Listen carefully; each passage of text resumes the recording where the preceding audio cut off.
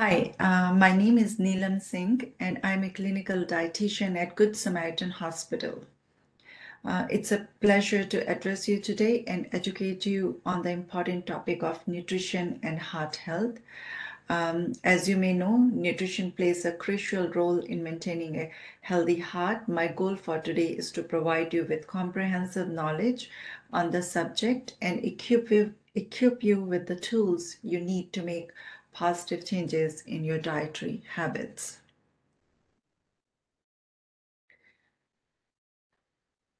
So the relationship between nutrition and heart health is of utmost importance.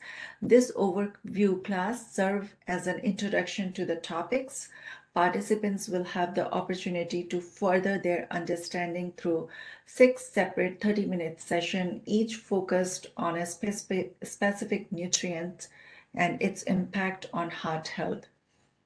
Be sure to attend all sessions for the most comprehensive understanding of nutrition and heart health. For those seeking personalized advice, individual one-on-one counseling is available to provide tailored nutrition education and counseling. So let's review the outline for today's session, which will focus on heart health and the impact of various nutrients on heart health. So during the session, we will be discussing the following topics: overview of risk factors for heart health, the role of nutrients such as sodium, carbohydrates, proteins, sugar, and fats in heart health, the concept of heart healthy plate and how to build a balanced, nutritious meal, overview of popular heart healthy diets, including DASH diet, Mediterranean diet, My Plate, or Plant Forward diet. So the goal for the session is to provide a comprehensive understanding of the importance of heart health and the impact of different nutrients on heart health. And I hope that by the end of the session, you'll have a clear understanding of how to make healthy food choices to support a healthy heart. So let's start with risk factors. There are two categories of risk factors: non-modifiable risk factors that cannot be changed. You may be born with certain risk factors that cannot be changed, or age, like increasing age, 65 or older, gender, men have a greater risk of heart attack than women do, family history. Children of parents with heart disease are more likely to develop heart disease themselves. Race: African Americans have more severe high blood pressure than Caucasians. So the more of these risk factors you have, the greater your chances of developing heart disease, as you can't control your age, sex, race, and family history. So it's even more important to treat and control any other modifiable risk factors that you may have. So modifiable risk factors are like any person can make changes to these risk factors. Even modest improvement to your health will make a big difference. So the major risk factors you can modify, treat, or control are cholesterol, blood pressure, overweight, obesity, diabetes, smoking, or physical inactivity. So as you might be knowing that as your blood cholesterol, blood pressure, or weight rises, so does your risk for coronary heart disease. People who have excess body fat, especially if it's a lot of it around the waist, are at higher risk. Diabetes, cigarette smoking, and inactive lifestyle are also the risk factors for coronary heart disease. And when high blood pressure is present alongside with obesity, smoking, high blood cholesterol level, or diabetes, the risk of heart attack or stroke increases even more. So adopting healthy lifestyle habits is a crucial step in reducing the risk of cardiovascular disease. Proper nutrition and physical activity play a significant role in managing several controllable risk factors, including cholesterol levels, blood pressure, diabetes, body weight. Okay. So let's start with the most common nutrient. So what's the most common nutrient that affect our heart health? So most of the time, doctor might have recommended you to include a low sodium diet. So it's the sodium that affect the most. So how does sodium affect your health? Though sodium is an essential nutrient, it is regulated by your kidney and is needed by the body in relatively small amounts to maintain a balance of body fluids and keep muscles and nerves running smoothly. But when there is an extra sodium from high sodium diet in your bloodstream, it pulls water into your blood vessel, increasing the total amount or volume of blood inside them. So with more blood flowing through your blood vessels, blood pressure increases. So it's like turning up the water supply to a garden hose. The pressure in the hose increases as more water is blasted through it. As salt makes your body hold water, so whenever your body holds too much water, you can feel shortness of breath, puffiness, bloating, swelling, and you can prevent all these symptoms by eating less sodium. High blood pressure also makes the heart to work too hard, and the high force of blood flow can harm arteries, organs, other organs like heart, kidney, brain, and eyes. And in addition, blood pressure generally raises as you get older, so limiting your sodium intake becomes even more important each year.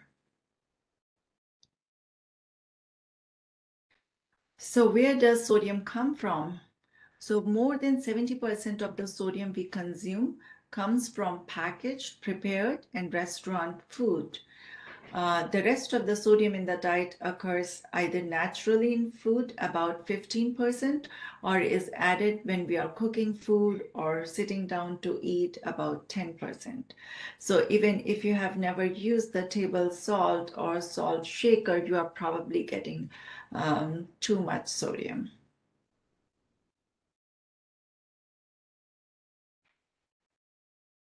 Okay, and what's the problem? The problem is the sodium content can vary significantly between similar type of food. So it's very important to use the nutrition facts label to compare products and also to check the serving size in order to make an accurate comparison. If you see here, one slice of white bread, the sodium content may vary between 80 to 230. Even for 3-ounce turkey breast, it is between 450 to 1050. Cheeseburger, like the sodium content varies from 710 to 1690, almost double. So be mindful that the same product has a variation of sodium content. Some companies have reduced sodium in certain foods, but many food continue to contribute to high sodium intake, especially processed, packaged, prepared foods, or including foods eaten away. So as I said that it's important to read the nutrition facts label, take a look at the difference in sodium for these oat products. It's 0 in the product on the left and 240 the other product that are more processed. A quicker oatmeal, which is raisin and spices. And has 240 milligram of sodium, and old-fashioned rolled oat has only 0 milligram of sodium, and Cheerios has 190 milligram of sodium. So as per research or American Heart Association, 9 out of 10 Americans consume too much sodium and they don't even know it. So the average American eats more than 3,400 milligram of sodium a day. Even cutting back by 1,000 milligram a day can improve blood pressure and heart health. The American Heart Association recommends no more than 2,300 milligram a day for most adults, and an ideal limit of less than 1,500 milligram per day, especially for those with high blood pressure. And if you see here, 1 teaspoon of salt has about a day's supply of sodium for most people. So 1 teaspoon of salt contains approximately 2,300 milligram of sodium. So this is like a sodium budget, how you can divide your sodium budget in case you are on 1,500 milligram diet, 1,500 milligram of sodium diet. You can divide two ways.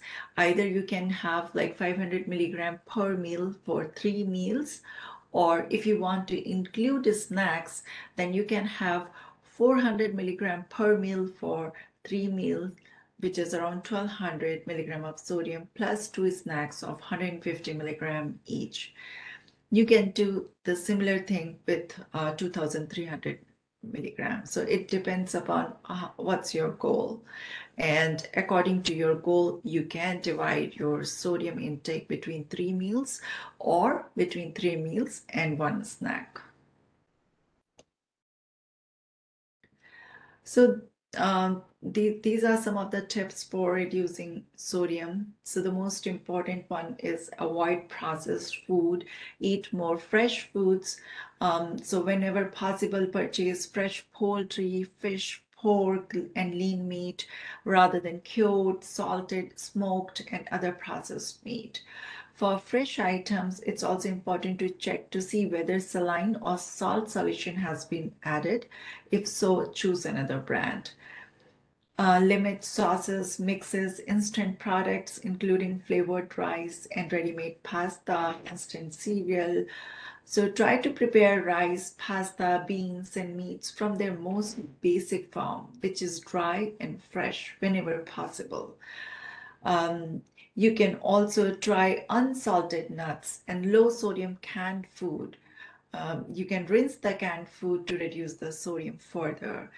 You can also try low sodium bouillon and soups and unsalted broth. The majority of the salt that we get too much is coming from processed packaged foods and eating out. So even taking salt shaker off the table is a good first step. The salt shaker is often where the last thing added to food. So it's the first thing that we taste. So if we are trying to change our taste buds to get rid of needing, craving for extra salt, it's a good first step. Another thing is you can do is buy more fresh fruits and vegetables that are naturally low in sodium, as well as frozen vegetable and fruits that have no added juice or sauces. Avoid sauerkraut, pickled vegetables, French fries, and onion rings. You can also use salt alternatives like sodium-free seasoning to enhance the flavor so that you can still, so that food can still taste good and you can still enjoy food without extra salt. There are many seasoning available in the market without added salt. Just check the ingredient list to be sure that salt is not present. So the next nutrient that we want to discuss is carbohydrate. So just a general question. Most of the people think, do I need carbohydrate? Is carbohydrate important? And carbohydrates often get a bad rap, especially when it comes to weight gain. But are they true culprit? So it's true that there are some bad carbs, but not all carbs are bad. Many carbs are important because they get turned into fuel for your body. So we'll just see what kind of carbs we should be including. So carbohydrates are either simple or complex, depending upon how quickly the sugar is digested and absorbed. So simple carbohydrates are digested quickly and send immediate burst of glucose or energy into the bloodstream, causing spikes in the blood sugar and making you feel hungry sooner. So have you noticed that, that's why you may feel a rush of energy when you eat a dessert, only to be followed by a crash of fatigue when the sudden burst of energy is depleted. And simple carbs are found in refined grains, added sugar, and naturally occurring food. So some of the examples of added sugar are any kind of sugar or caloric sweetener that are added to food or beverages during processing or preparation, such as putting sugar in your coffee or adding sugar to your cereal. So it can also include natural sugars such as white sugar, brown sugar, and honey, as well as other caloric sweeteners that are chemically manufactured, such as high fructose corn syrup. They provide calorie but lack vitamins, minerals, and fiber and can lead to weight gain, as well as they are also a risk factor for conditions like diabetes and high blood pressure. Um, but not all simple sugars are alike. There are also simple sugar in more nutritious foods, like fructose sugar in fruit, lactose sugar in milk. These are naturally occurring sugar. Unlike refined sugars, these sugars often come with vitamins, minerals, and fiber that our body needs. Um, the refined grains are like white flour, white rice that have been processed, which removes many nutrients, B vitamins, and fiber. By contrast, complex carbohydrates present in unrefined whole grains retain many of these vital nutrients and are rich in bran or fiber, hence are digested more slowly and supply a lower, more steady release of glucose into the bloodstream. Starches function similar to fiber. You digest them slower and they also provide vitamins and mineral. Starch occurs naturally in vegetables, grains, cooked dry beans, and peas. Starches are also found in many of the same food that contains fiber too. And fiber generally helps you feel full, so you are less likely to overeat these food. That also explains why you feel full longer after eating a bowl of oatmeal compared to the same amount of calories of sugar candy. So not all carbs are created equal. So tips for choosing heart healthy, like how will you choose heart healthy carbohydrates? So in general, when the process goes fast, which means when it digested quickly, as with simple sugar like sugar sweetened beverages and high calorie desserts, you are more likely to feel hungry again. When it occurs more slowly, which means when the sugar releases slowly or the food digested slowly, as with whole grain food, you feel satisfied longer because it takes longer for your body to break down the complex carbohydrate in whole grains into simple sugars. So these type of complex carbohydrates give you energy over a longer period of time. So carbohydrates are naturally found in plant-based food and are typically good carbs. These type of carbs is also called complex carb, which promotes a healthy digestive system and metabolism. So, and bad carbs are added to processed food as is starches and sugar, which have variety of consequences. These are called simple carbs. The type of carbohydrate that you eat make a difference. Food that contains high amount of simple sugars, especially fructose, raises triglyceride levels. It can be difficult quitting bad carbs rather than cutting away pieces of your diet, like find replacement for them. Instead of soda, try sparkling water. In place of white bread, opt for whole grain bread. With a little bit of work, you can replace bad carbs with good carbs. So let's just take a moment to talk about benefits of fiber. Fiber, as we know, is helpful on lowering our bad blood cholesterol level. Fiber is found only in plant-based food. Animal-based food like meat or dairy products do not contain fiber. There are two types of fiber. Soluble fiber absorbs the water in your food and become a gel-like substance that slows down the digestion. Because the soluble fiber is not absorbed in the intestine, it can bind cholesterol and remove it from the body. That can help to lower cholesterol, which is also good for heart health. It may also regulate blood sugar and even lower chances of developing type 2 diabetes. So where you can find soluble fiber? You can find soluble fiber mainly inside the softer parts of food, like beans and peas, fruits like apple, oranges, grapes, fruit, oatmeal, oat bran, flax seeds, vegetables like squash, sweet potatoes, and cabbage, barley. So just remember that soluble fiber mainly inside the softer parts of food.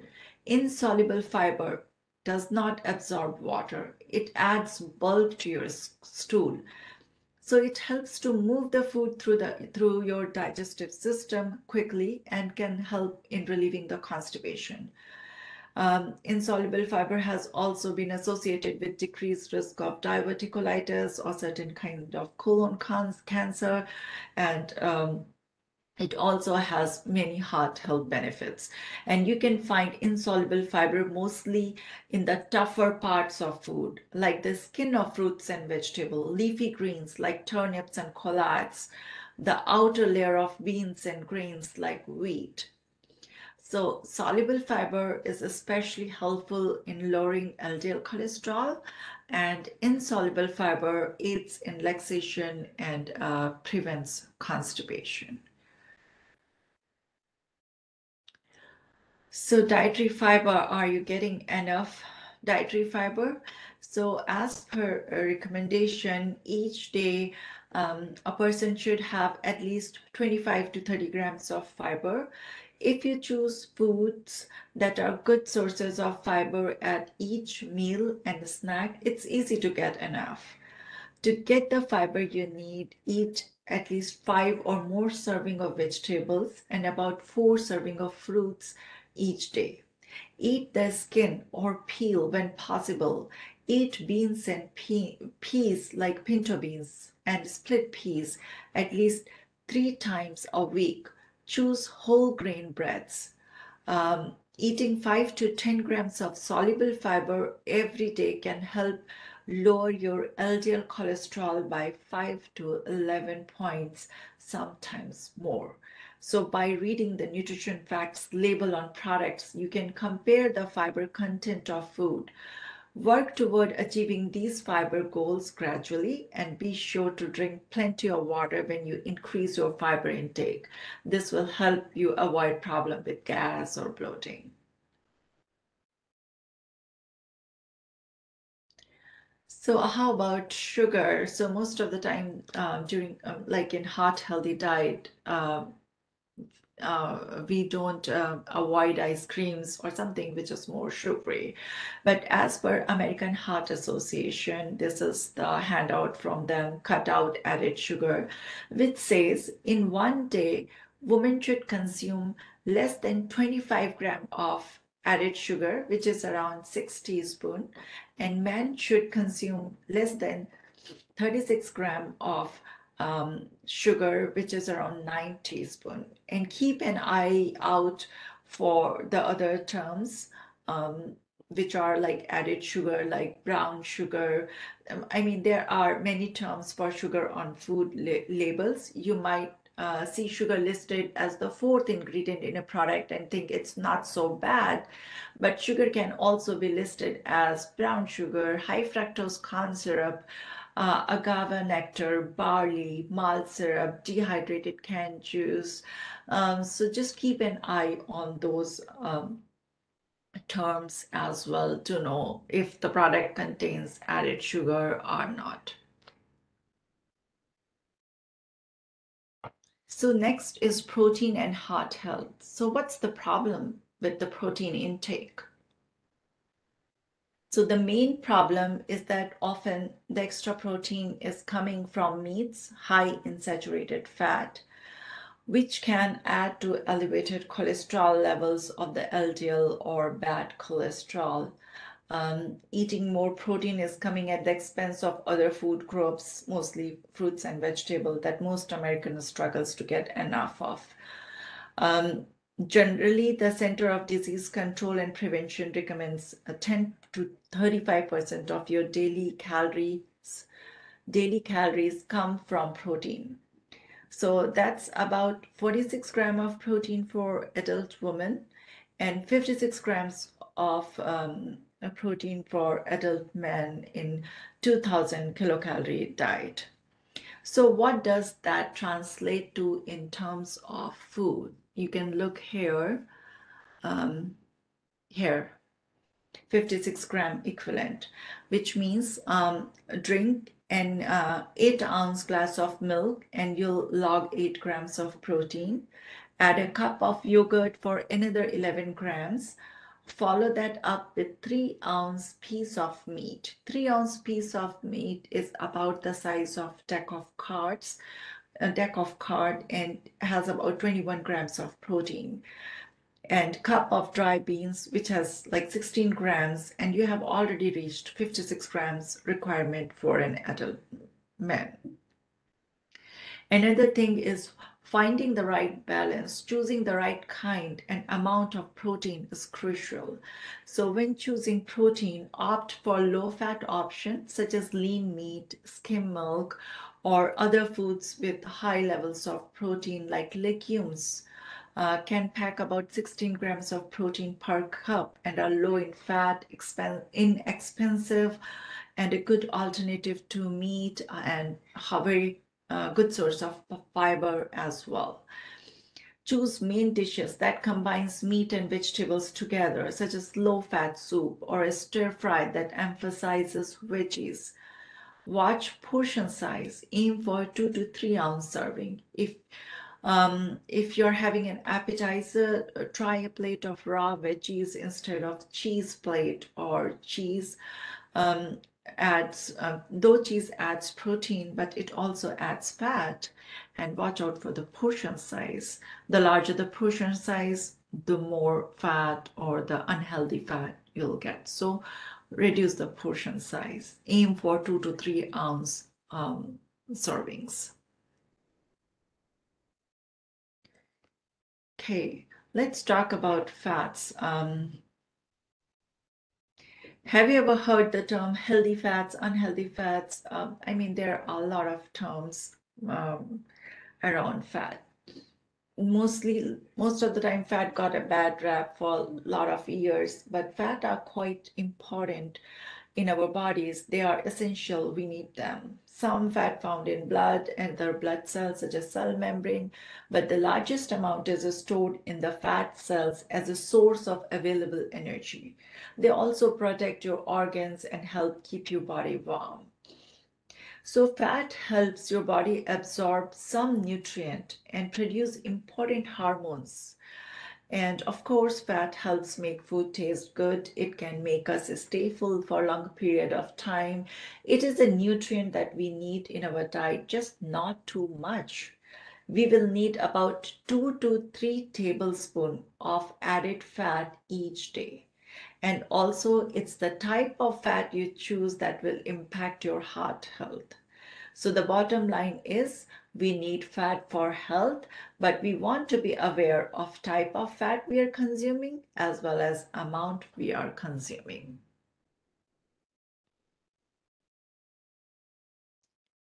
So there are 3 major categories of dietary fat in the foods we eat.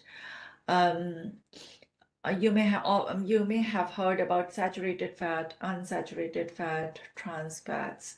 So these are the 3 main categories, and we'll just discuss briefly one by one. So now moving on into the saturated fats. These are the fats that are solid at room temperature. The main source of saturated fat in the typical American diet are foods from animal sources, such as visible fat on all meat, lard, skin from poultry, milk fat, cream butter, cheese, and other dairy products made from whole or low-fat 2% milk, or some plant oils, mostly tropical oil, palm oil, kernel oil, and coconut oil, cocoa butter. etc. Saturated fat is also high in commercially prepared snack and fried food, such as convenient or fast food. It's more solid fat, and those are the one, because if you will see saturated fat, these are more solid at room temperature. You look into the butter, it is solid at room temperature. Margarine, cheese, they are solid at room temperature. Because these are more solid fat, those are the ones that are gonna stuck in your arteries, stuck in the vein, and it's gonna be bad for the heart when consume them in high amount. Study shows they can raise LDL cholesterol, that is bad cholesterol, and increase your risk in developing heart disease. So we generally want to limit saturated fat down to less than 10% of your total calories. That is 200 calories or less for the typical 2000 calorie diet. And according to American Heart Association, replacing saturated fat with healthier fat in the diet lowers cardiovascular disease risk as much as cholesterol-lowering statin drugs.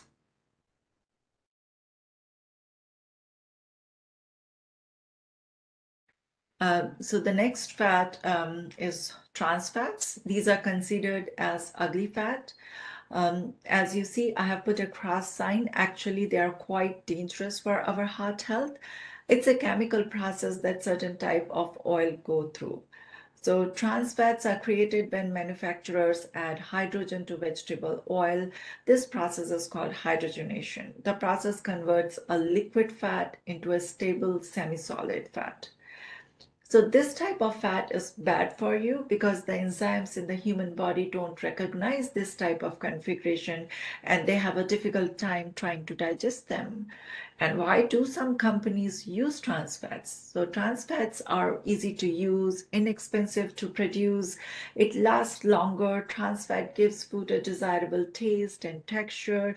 Many restaurants and fast food outlets use trans fats to deep fry foods because oil with trans fats can be used many times in commercial fryers. Trans fats are also found naturally in low amounts in meats and dairy, however, mostly found under food in baked goods, including cakes, pie crust, biscuits, frozen pizzas, cookies, crackers, fried foods like donuts, stick margarines, and other spreads. So regularly consuming trans fat containing food has shown to increase LDL cholesterol and decrease HDL cholesterol in the body. That's exactly the opposite of what we want to happen. So the FDA has placed an order for all food companies to remove the use of trans fats in their products with a compliance date of January 1, 2020. So while trans fat should now be eliminated from all foods, you may still see companies who are non-compliant to this rule. So the next fat is unsaturated fat. It is liquid at room temperature. That's how you recognize unsaturated fat. It's liquid at room temperature or comes from plants and fish.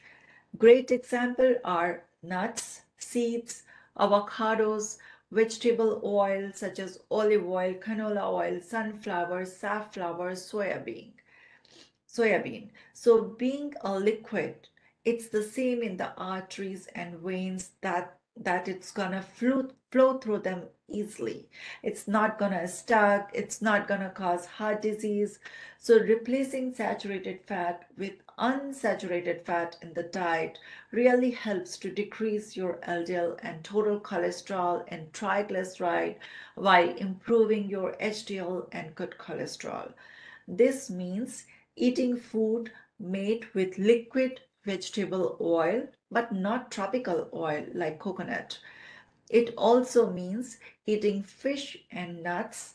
You also might try to replace some of the meat you eat with beans or legumes. Okay. So facts on fact, it's summarizing the fact. So unsaturated fat are found mostly in plant and fish. So you should love that. When you see something liquid at room temperature comes from plant and fish, you can recognize that it's an unsaturated fat. Um, and if you see something solid at room temperature like butter or uh, chicken with the skin or margarine, you can recognize that it contains saturated fat. Uh, and limit saturated fat less than 10% to your diet. It is mostly present in animal food. And trans fats, they are the ugly fats and they are present under the food like the donuts, cakes, pastries, so lose it. Just trans fats are not needed in the diet.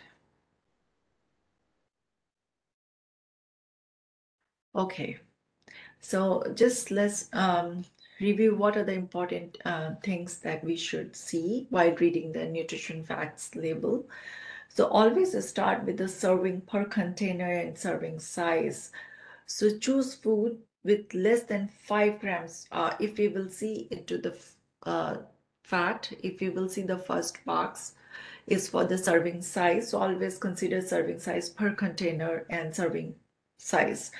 The next box is for total fat. So choose food with less than 5 grams of total fat per serving. In 2000 kilocalorie diet, it is 50 gram to 75 gram per day. Choose foods with less than 2 gram per serving of saturated fat. Limit saturated fat to less than 6 to 7% of your total calories daily by replacing them with unsaturated fat or good fat. So in 2000 kilocalorie, it is around 12 to 14 gram per day saturated fat. Aim for 0 gram trans fats. Read ingredient listed on the label. If food contains partially hydrogenated oil, then it has a trans fat. Sodium, look for the sodium. Aim for less than 2,300 milligram a day, which is 1 teaspoon. And ideal limit is no more than 1,500 milligram per day for the people who are at risk for heart disease or has high blood pressure. Look for low sodium option in canned food, soups, broths, and frozen vegetable, and aim to increase your dietary fiber at approximately 25 gram to 30 gram each day. You can also look for like choosing breads and crackers, those that are higher in fiber, like more than 3 gram fiber per serving in breads and crackers, or more than 5 gram fiber per serving in cereals. Limit added sugar to less than 10% of total calories daily and check the ingredient list. You can also use percentage daily value, which means if you see in percentage daily value something less than 5%, which means that it's a good source of, it's a bad source of that nutrient. Like in total saturated fat, total fat, it's 22%. So 20% or more means high, which means that it's a good source of that nutrient. So if you will see that total fat is 22%, which is more than 20%, it's a good, very good source of fat. And if you will see that dietary fiber is 4%, which is less than 5% or daily value or less is low, which means that it's not a very good source of fiber as well. Look for sodium, it is 27% daily value, which means it's a very, very good source of sodium as well because it is more than 20%. So this is a quick guide to percentage daily value, and we will be practicing this more in our separate short sessions.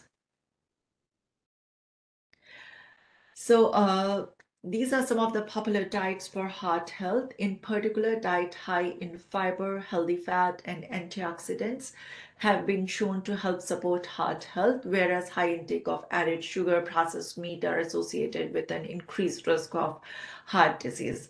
So while many diet claims to support heart health, it's important to choose one that's backed by scientific evidence and easy to maintain long term. So the most common is my plate method. The size of the section in my plate method suggests approximate relative proportion of each of the food groups to include on a healthy plate, which is like half of the plate with fruits and vegetable, quarter with protein, and another quarter with carbohydrate.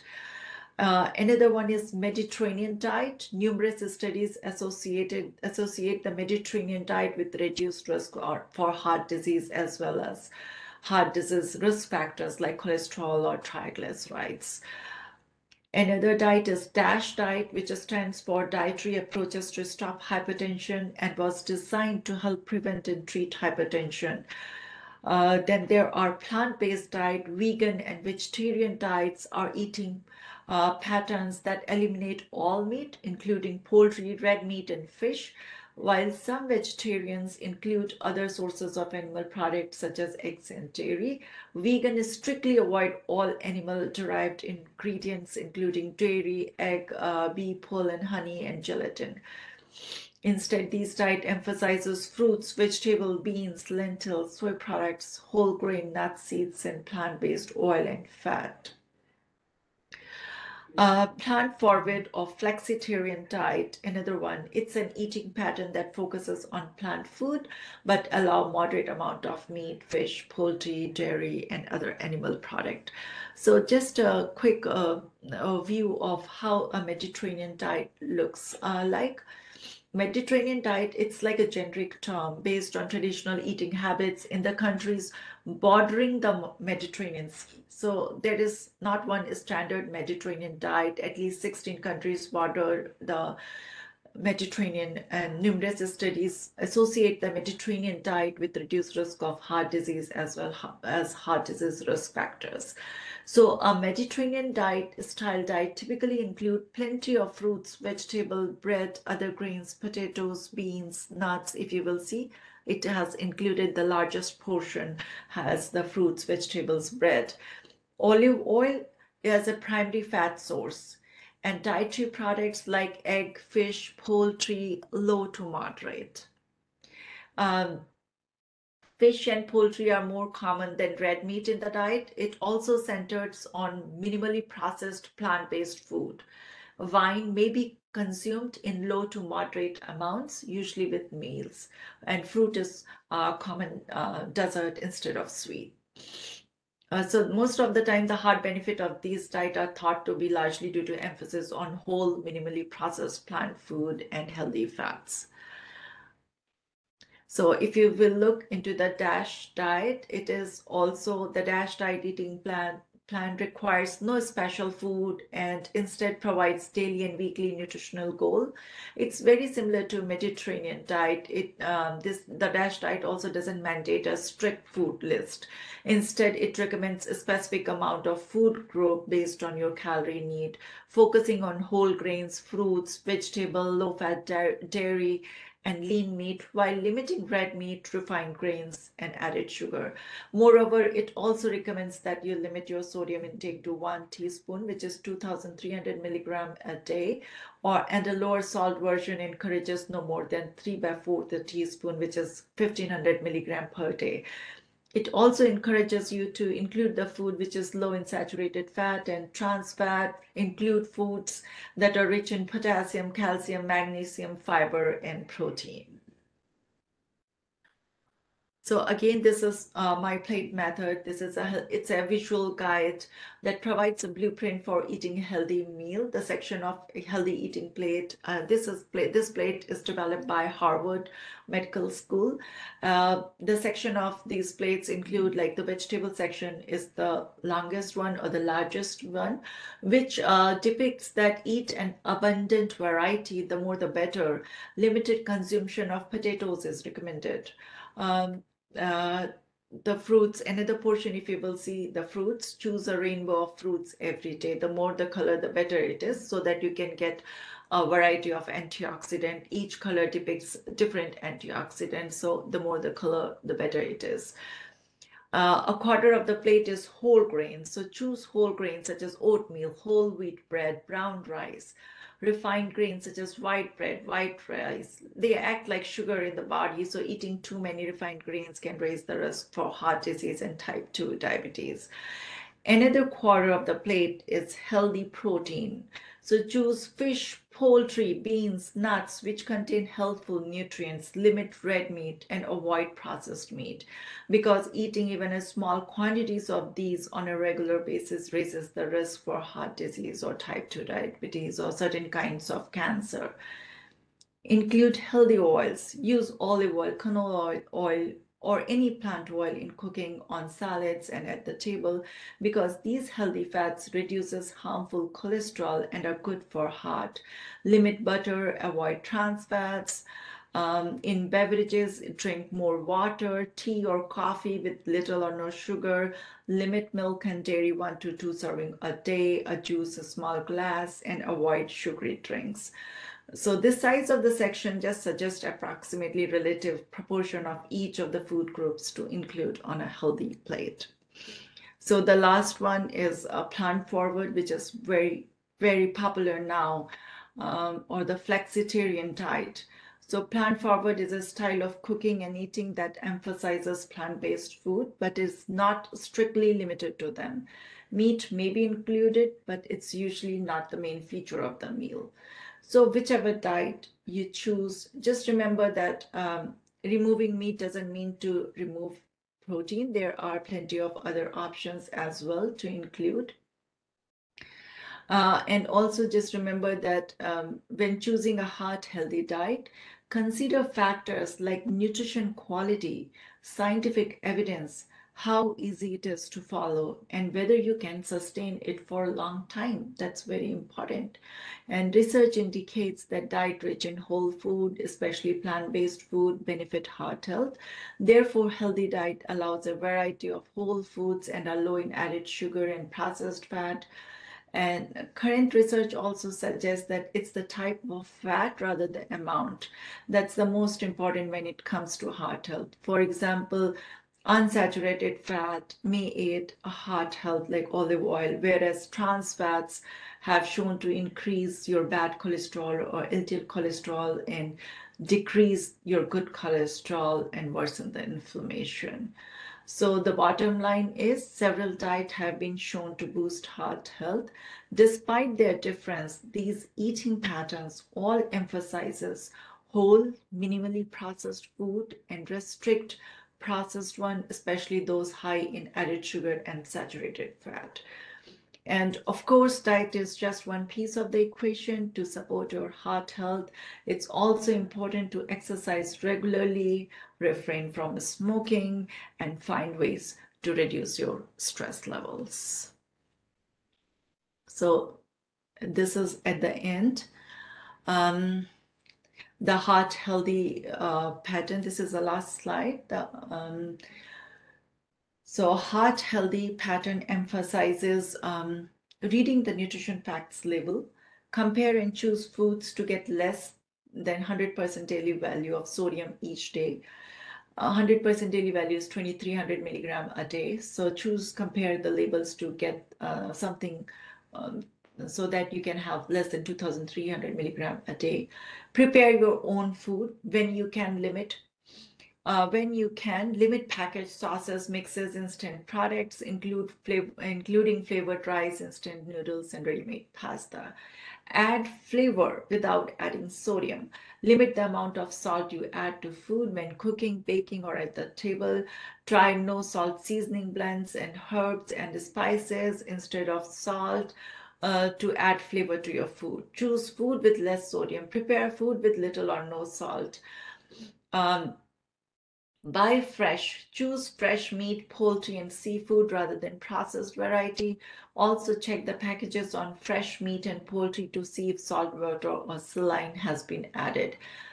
Eat whole, unprocessed food to limit the amount of sodium you eat. Limit refined carbohydrates, especially sugar sweetened beverages. Watch your veggies. Buy fresh, frozen, no sauce or seasoning, or low sodium or no salt added canned vegetable. Give sodium the rinse. Rinse sodium containing canned food such as beans, tuna, vegetables before eating.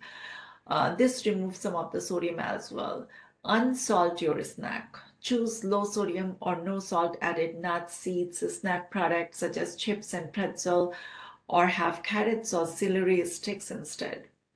Consider your condiments. Sodium in condiments can add up. Choose light or reduced sodium condiments. Add oil or vinegar to salads rather than bottled dressing, and use only a small amount of seasoning from flavoring packets instead of entire packet. Choose your fat wisely. Choose lean meat and poultry. Include plant-based source of protein. Use beans and soy foods. Limit saturated fat, trans fats intake, and replace them with better fat. Choose heart healthy, unsaturated fat. Eat at least 2 servings of fish per week. Select fat-free, skim or low fat like 1% dairy products to reduce the intake of saturated fat. If you choose to eat meat, look for the leanest cuts available and prepare them in healthy and delicious way. Avoid food containing partially hydrogenated vegetable oils to reduce trans fat in your diet. Reduce your portion size. Less food means less sodium. So prepare a smaller portion at home and consume less when eating out. Choose smaller sizes, split an entree with a friend, or take home part of your meal. Make lower sodium choices at restaurants. Ask for your meal to be prepared without salt and request them that sauces and salad dressing be served on the side. Then use less of them. You can also ask if nutrition information is available and then choose the option that are lower in sodium. So these are some of the things that heart healthy eating pattern emphasizes. So that's all. So the presentation is over. If you have any questions, concern, don't hesitate to reach out to me. Thank you.